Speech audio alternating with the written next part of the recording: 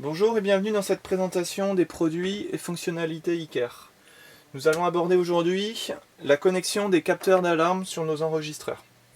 Pour cela, il va vous falloir, pour commencer, un enregistreur équipé d'entrée alarme. Sur ce produit, qui a un 4 voies, on voit 4 entrées alarme à ce niveau-là. Il vous faudra également des détecteurs d'alarme. Donc différents modèles sont disponibles. Détecteur de mouvement, donc qui doit être alimenté en 12 volts. Détecteur de porte ou contacteur de porte qui est passif.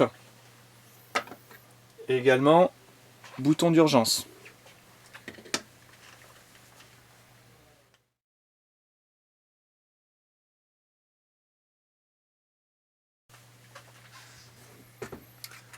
Donc, comme nous le voyons à l'arrière de l'enregistreur, vous avez 4 entrées alarme numérotées 4, 3, 2, 1 ainsi qu'un bornier GND, donc qui est ground.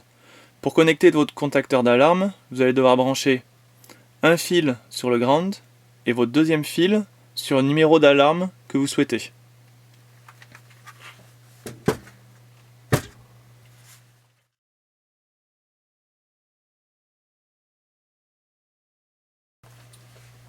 Donc nous allons dans la démonstration connecter un contacteur de porte, comme vous le voyez ici, qui se compose de deux parties. Une première partie qui va être fixée sur l'encadrement de la porte et une deuxième partie qui va être fixée sur la porte elle-même. Quand la porte s'ouvre, les deux éléments se séparent et mon contact ne se fait plus. Comme on le voit ici, je l'ai rallongé avec un câble d'alarme. La longueur peut bien sûr s'adapter à vos besoins. Vous pouvez utiliser n'importe quel câble avec une paire. La section, même une petite section, pourra fonctionner. Donc à partir de là, je vais utiliser donc deux fils que je vais venir brancher, donc l'un sur ground et le deuxième sur l'entrée alarme que je souhaite. Voilà pour le premier. Et donc par exemple dans mon cas présent, j'ai 4 entrées, je vais venir le brancher sur l'entrée numéro 1.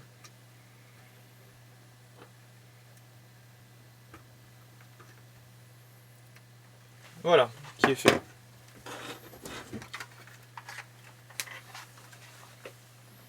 Donc, on voit ici mon ground et ici mon câble vert qui est branché sur l'entrée alarme numéro 1. Si j'ai d'autres capteurs à brancher, je vais avoir un fil qui sera commun par exemple à mes 4 détecteurs qui va entrer dans le ground, et sur chacune de mes entrées, je vais venir me connecter sur l'entrée 1, 2, 3 ou 4.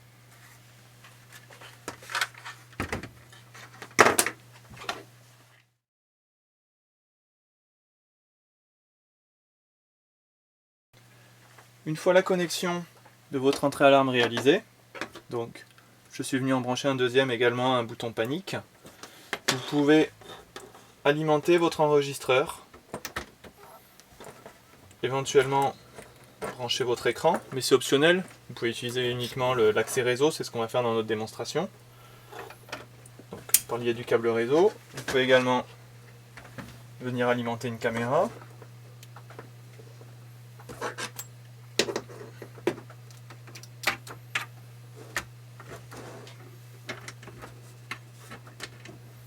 Voilà, donc mon installation est complètement fonctionnelle.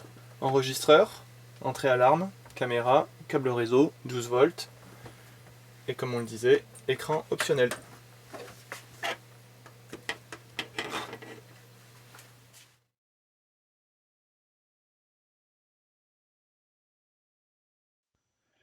Nous avons vu dans un premier temps donc la connexion vraiment du matériel pur au niveau des détecteurs d'alarme et capteurs. Donc on va voir maintenant comment on va pouvoir le paramétrer dans l'enregistreur iCare. Donc on fait un clic droit avec la souris, on va dans le menu principal, on va dans les paramètres événements. Ensuite ici vous avez différents onglets relatifs perte vidéo, détection de mouvement, capteur, système. Donc en toute logique, on se dirige vers capteur. Donc première chose qu'on voit ici, ça reprend un peu ce qu'on disait tout à l'heure, c'est qu'on a 4 capteurs sur cette machine. Si vous êtes amené à avoir plus de capteurs, vous aurez une flèche ici qui vous permettra d'afficher par exemple les capteurs 5 à 8, etc. Le premier champ qu'on a en haut, on va avoir quelque chose d'assez intéressant, c'est qu'on va pouvoir modifier le nom. Tout simplement pour le retrouver plus facilement dans notre journal, également au niveau des notifications, etc. Donc l'entrée alarme numéro 1, on est sur un contact de porte, et l'entrée numéro 2, on est sur un boîtier d'appel d'urgence. Voilà pour commencer. Donc sur notre système, on va activer les capteurs qui sont branchés, donc uniquement le 1 et le 2 dans notre exemple, et on va indiquer la polarité, savoir s'il est normalement fermé ou normalement ouvert. Ça, on vous invite à vous rapprocher de la doc technique du détecteur, en sachant que, par exemple, le détecteur de porte, on est sur du normalement fermé. Ma porte est fermée, tout va bien, je n'ai pas de signal qui est envoyé. Dès que je l'ouvre, il passe donc en normalement ouvert, et là j'ai une impulsion qui est envoyée à mon enregistreur, une information qui va pouvoir traiter. Je vais, sur la ligne du dessous, pouvoir indiquer si je souhaite une notification push sur ce capteur ou non. Ce qu'il y a d'intéressant, c'est qu'en fait la notification va pouvoir être activée uniquement sur certains capteurs. C'est un peu le même cas aussi au niveau de la détection de mouvement. Donc par exemple, je ne veux pas être prévenu sur mon détecteur de porte parce que voilà, je veux que la porte puisse s'ouvrir sans être prévenu. Par contre, le boîtier d'urgence que j'ai installé, je veux impérativement être prévenu sur mon mobile. Donc je vais le cocher à ce niveau-là. Au niveau de la ligne du dessous, donc là on était purement dans dans l'événement lui-même, et là on va être vraiment dans la réponse qu'on va apporter à l'événement. Donc première chose, est-ce que je veux que cela ressorte dans mon journal? Donc on va l'activer.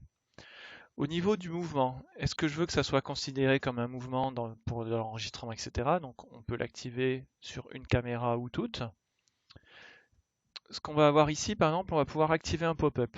Un pop-up, donc ça veut dire que je vais afficher en plein écran la caméra. Donc imaginons, voilà, j'ai le capteur numéro 1 qui s'enclenche. Je veux que ma caméra numéro 1 se mette en plein écran. C'est ce que je viens de faire. Je peux également avoir un bip. Donc en sachant que c'est un bip qui est intégré à l'enregistreur, qui n'est pas forcément audible si l'enregistreur est dans une pièce sécurisée, etc. C'est vraiment une indication. Par contre, si je veux quelque chose de plus voyant, plus efficace, je peux utiliser la sortie relais de l'enregistreur. En fait, sur l'enregistreur, suivant les modèles, vous avez de 1 à 4 sorties relais. Donc là, sur ce modèle, j'en ai qu'une. Si j'avais eu 4 sorties, je pouvais sélectionner celle que je souhaitais. La sortie relais, en fait, sur événement, on va demander à l'enregistreur d'activer la sortie relais. On peut imaginer dans notre cas une sirène, par exemple, ou encore même une lampe, ou voilà, pas mal de choses différentes, ou même une prise télécommandée, ce genre de choses.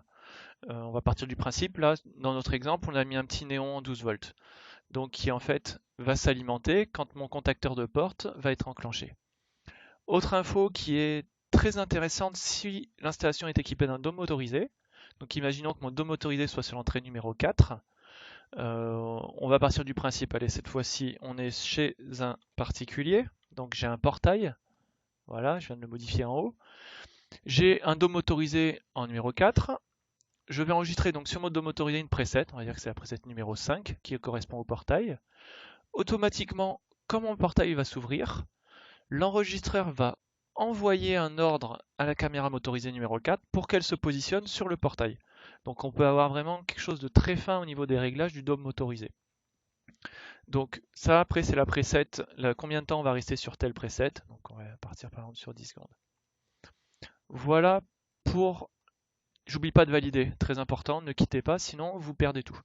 Donc concrètement, si mon portail s'ouvre, donc qui est en capteur normalement fermé, je ne serai pas prévenu. Par contre, je vais le voir dans le journal.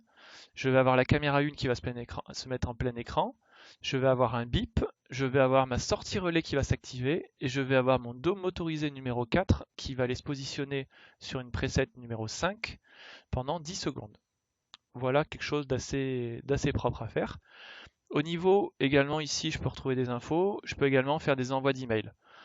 Ça peut venir en complément de la notif push ou en remplacement, c'est autre chose, c'est voilà, à vous de voir. Donc ça, c'est fait.